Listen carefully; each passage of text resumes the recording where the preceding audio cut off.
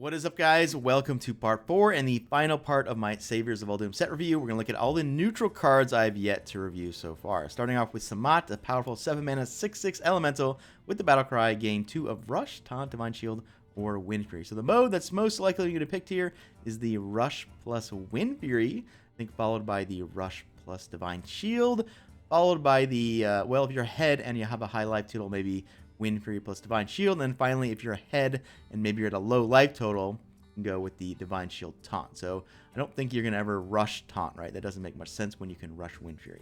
So pretty strong card here. 7 drops in Hearthstone have been weak for a long time, and this is a nice one. Might be the new Zeliax of the set. King Pharaohs is a 10-mana 5/5, but it has the battle cry for each spell in your hand, summon a random minion of the same cost. A very powerful thing to do on 10 mana, possibly.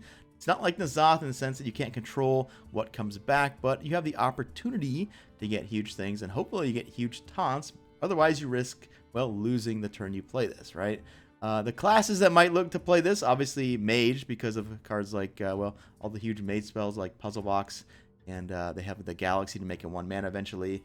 So Mage can look to play this. Druid also has a ton of big spells and reasons to have big spells in their hand throughout the game. The Force Aid comes to mind as a card that you can play and still have in your hand for this. Shaman, well, we have Hagatha. Hagatha, once played, the hero generates tons of spells. A lot of times you can't play all these Eurekas, so why not play this down? Summon a bunch of random 6-drops, and then when you play Shudderwalk, you get it back again. So that's possibly a thing there, and Shaman for sure. In Paladin, this synergizes with the Prismatic Lens quite well. If you were to hit a 1-mana spell and the King, you would have a 1-mana King, which would be good because it would summon a free 10-mana spell at the very least, right? So that's a nice synergy there. And so yeah, Shaman, Mage, Druid, and possibly Priest too, because, well, you could play Mind Controls, and Master Resurrects. Priest does have some huge spells. Not sure you necessarily need this in a Priest deck, but it could definitely fit. Zephyrs the Great is the big payoff to be a Reno or Singleton deck here. The 2-mana 3/2 elemental with the battle cry. If your deck has no duplicates, wish for the perfect card, and it really does kind of get the best card in the situation. The algorithm behind this card seems to be very strong. If you have not watched the reveal stream, I do suggest you do watch it just to see what this little guy is capable of. And if you play this on turn 2, you're going to get cards like Wild Growth and Animal Companion. You play this in late game. It gives you the Mind Control tech, the Flame Strike, the Big Game Hunter. It seems to be very smart, apparently, and it will give you sort of the perfect card for the situation. Octosari is the 8-mana 8/8 legendary beast with the Death Rattle. Draw 8 cards. So at the time you play this, you might not have any cards left, and you probably don't need 8, but this is a Death Rattle that we can't totally ignore, even though this card initially looks pretty bad. Again, there are things you can do with this. You could use this in Rogue with the new Legendary to make it cost 1, play a board full of 1/1 Death Rattles, and then, well, after you empty your hand of Death Rattles, draw 8 more cards to go later in the game with, possibly. That could happen. This saw play on the reveal stream in Hunter in the Quest Hunter deck as a way for them to maybe guarantee they get an Unleash the Hounds finish once the quest was completed. It did work out there okay. Where I see this being played possibly is the top end in a hyper-aggressive deck alongside something like Azalina Soul Thief. You can think of like Aggro Paladin with the loss of Divine Favor. This definitely does a good job of, well, refilling your entire hand. Mortuary Machine is a 5-mana 8/8 mech. After your opponent plays a minion, give it Reborn. So that's fine as long as they don't play taunts, possibly, right? If you're looking to finish the game in a deck with Magnetize or ways to discount mechs, this could be a top-end kind of card. Very dangerous against taunts. This continues a line of 5-mana 8/8s, which both saw play, right? Bell Reaver and Bittertide Hydra both come to mind. The mech tag here probably more relevant than the mech tag was in Goblins vs. Gnomes. Even though Mech Warper existed, we are living in the world of Magnetize, which is a pretty strong ability to have on an 8/8, right? Dwarven Archaeologist, 2-mana 2/3. After you discover a card, reduce its cost by 1. Okay, so you're going to want to try to discover multiple cards at once, and there are cards that do this. Omega Assembly, Master's Call, and I guess Elysiana, although unfortunately now Elysiana nerfed to 9 mana, not 8. This is probably designed when Elysiana was 8. That'd be a cool play, I guess, turn 10, and, you know, discount your whole deck. Although, playing Banker at that point, probably better. Regardless, cool card, but might not see a home. It's hard to justify a deck spot for this. Master's Call is interesting because theoretically you draw 3 cards, they all get discarded by 1, but because the Archaeologist is not a beast, well, that kind of blocks the synergy there. Omega Assembly would work as well, but if you're Control Warrior, do you really need a random 2-mana 2/3 that's not a mech? I don't think so. So, cool card, just probably doesn't find a home anywhere. Volpira Scoundrel, 3-mana 2/3 with a Battlecry, discover a spell, or pick a mystery choice. Very cool design here. The mystery choice is something you probably won't be doing very often, because discovering a spell usually is good enough, and discovering a spell is not something they give us very often, and it's usually discover a minion. So I do think this card is quite strong. The only thing holding it back is the overall power level of this set and standard in general. A lot of nice class 3 drops running around, so it's possible this thing gets pushed out. Obviously in Reno decks, I think this sees a ton of play. It's very strong. It's better than Cabal Courier, I believe. It's definitely going to fit in a Reno deck. Doesn't make it into other main decks. Possibly not, because of the high power level of the set in general. Speaking of powerful 3-mana cards, the History buff is a 3-mana 3/4. Whenever you play a minion, give a random minion your hand +1/+1. This is a card that could run away with the game for sure, especially if you're playing taunts to protect it. This might sneak into Zoo decks as well. This card, I think, is definitely better than it looks. Body Wrapper, 4-mana 4/4 Battlecry. Discover a friendly minion that died this game. Shuffle it into your deck. So originally I was quite down on this card. I didn't really see the point. However, after seeing what Zephyrus the Great is capable of, that's where this thing comes into play. You play 1 copy in a Reno deck.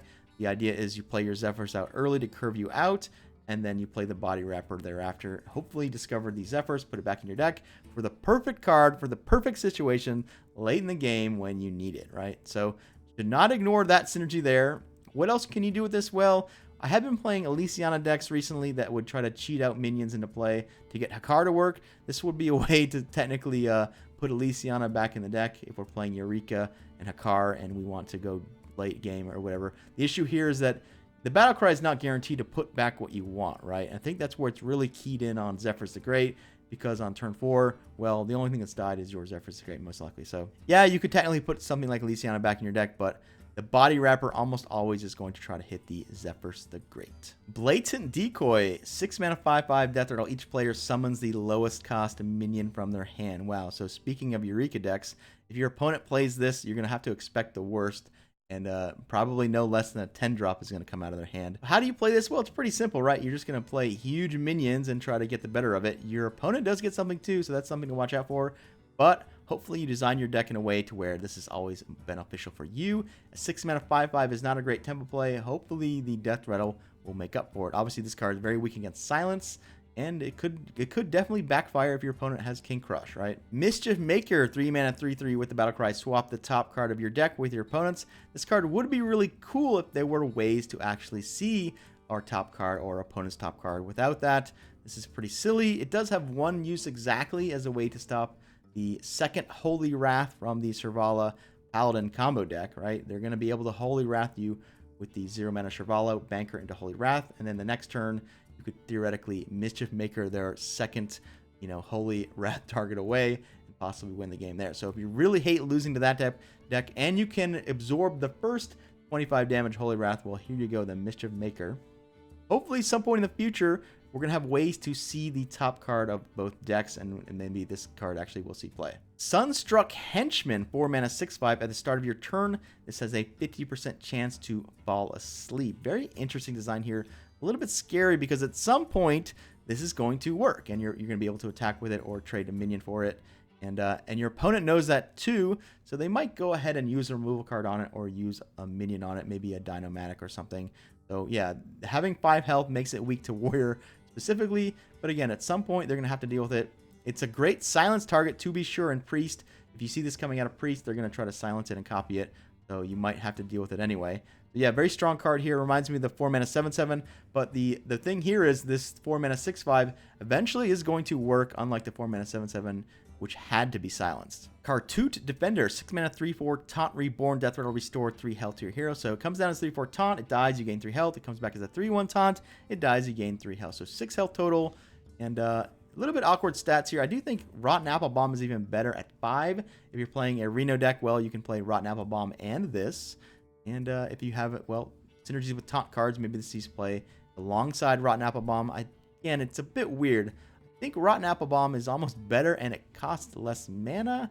The 4/5 versus the 3/4 and the 3/1.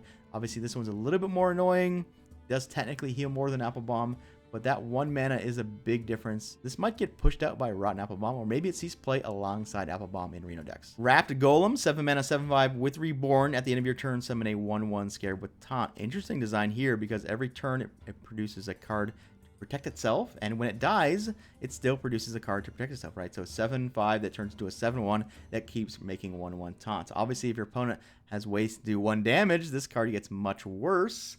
Hunter comes to mind with Unleash the Hounds and all the little rushing Spring Paws, etc.